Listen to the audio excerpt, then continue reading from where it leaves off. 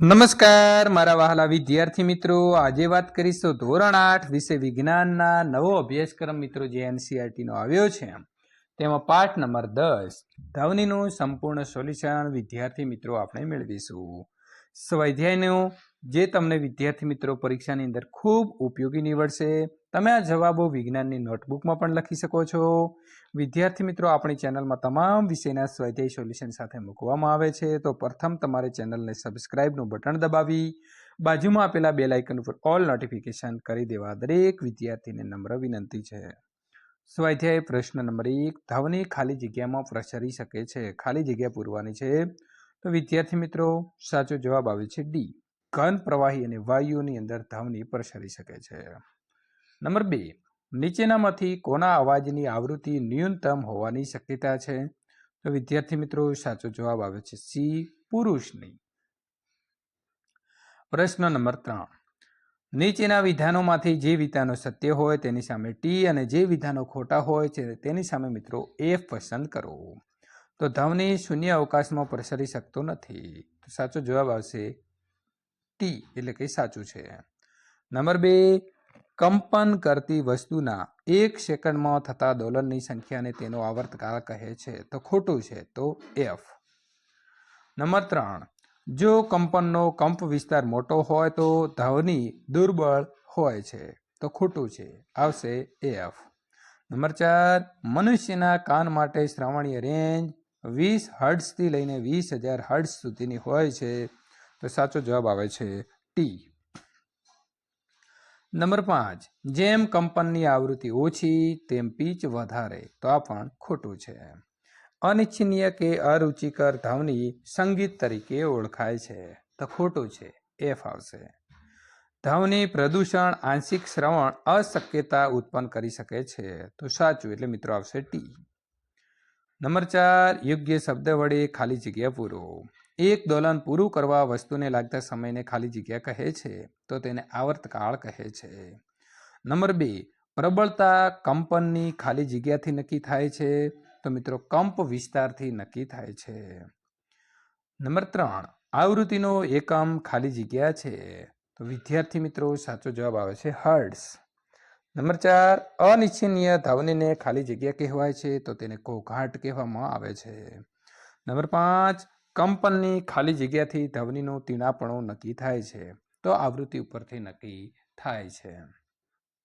પ્રશ્ન નંબર 5, એક લોલક 4 સેકન્ડમાં 40 વાર દોલન કરે છે. તેનો આવર્તકાળ અને આવૃત્તિ શોધો. તો આવર્તકાળ મિત્રો ટી બરાબર 1 દોલન પૂર્ણ કરવા માટે લાગતો સમય. હવે દોલનની સંખ્યા મિત્રો ભાગ્યા 40.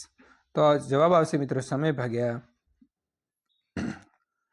દોલનની સંખ્યા અને સમય. તો 40, તો સમય છે 4 સેકન્ડ, તો 1ને લાગતો સમય શોધવા માટે ટી બરાબર 4 સેકન્ડ ગુણ્યા 1/40, તો 1/10 બરાબર 0.1 સેકન્ડ.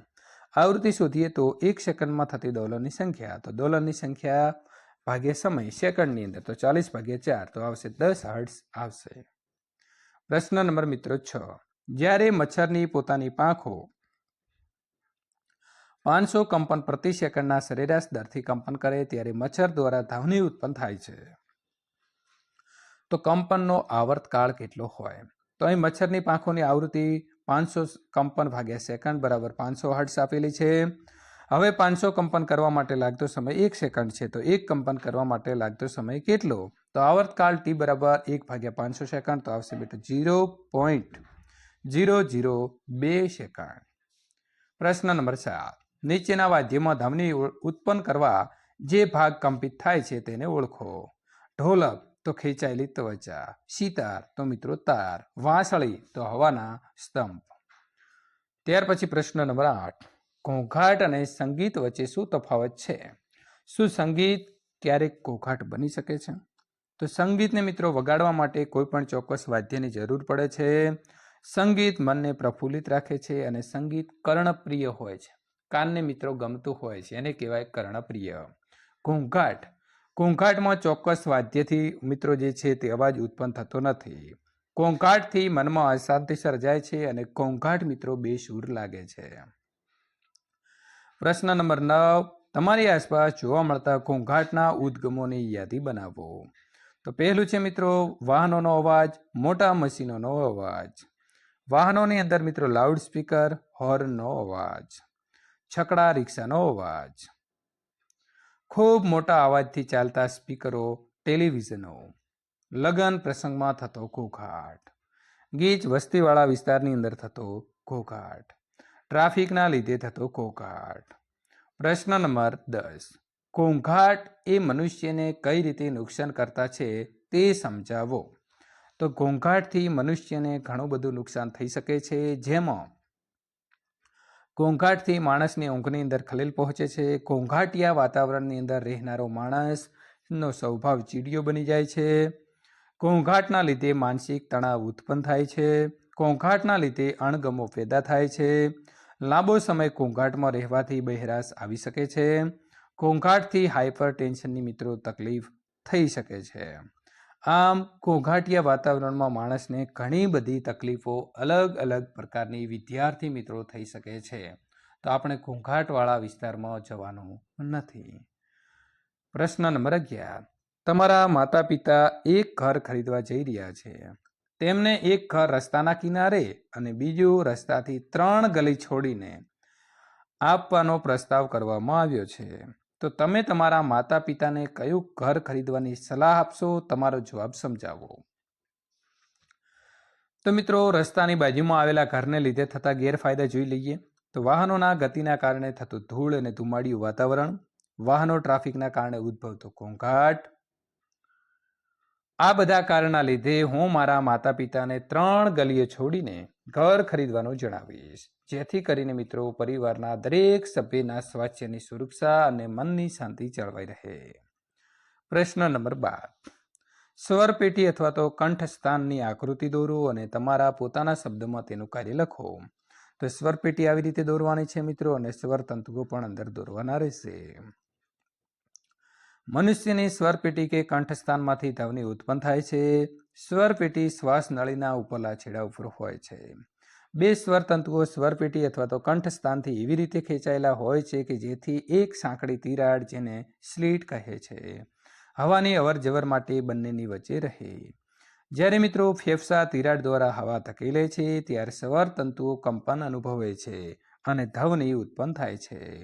સ્વરતંતુઓ સાથે જોડાયેલા સ્નાયુઓ તંતુઓને ચુસ્ત કે ઢીલા રાખવામાં મદદ કરે છે. જ્યારે મિત્રો સ્વરતંતુઓ ચુસ્ત અને પાતળા હોય ત્યારે, અને જ્યારે સ્વરતંતુઓ ઢીલા અને જાડા હોય ત્યારે અવાજનો પ્રકાર અને તેની ગુણવત્તા જુદી જુદી હોય છે.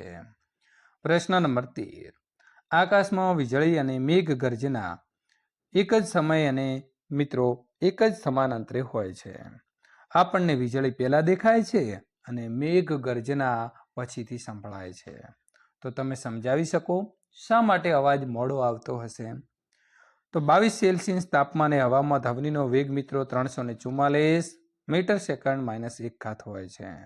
જ્યારે પ્રકાશનો વેગ 3 × 10⁸ માઇનસ મિત્રો અહીં ms -1 હોય છે. તેથી મિત્રો c/v. c એટલે મિત્રો પ્રકાશનો વેગ અને v એટલે ધ્વનિનો વેગ. તો 3 × 10⁸ ભાગ્યા 344 10⁶ પરથી સ્પષ્ટ થાય છે કે પ્રકાશનો વેગ ધ્વનિના વેગ કરતાં મિત્રો લગભગ 10⁶ ગણો વધારે હોય છે. તેથી આકાશમાં વીજળી અને મેઘ ગર્જના એક જ સમયે અને આપણા સમાન અંતરે થાય છે. પણ મિત્રો આપણને વીજળી પહેલા દેખાય છે અને મેઘ ગર્જના પાછળથી સંભળાય છે.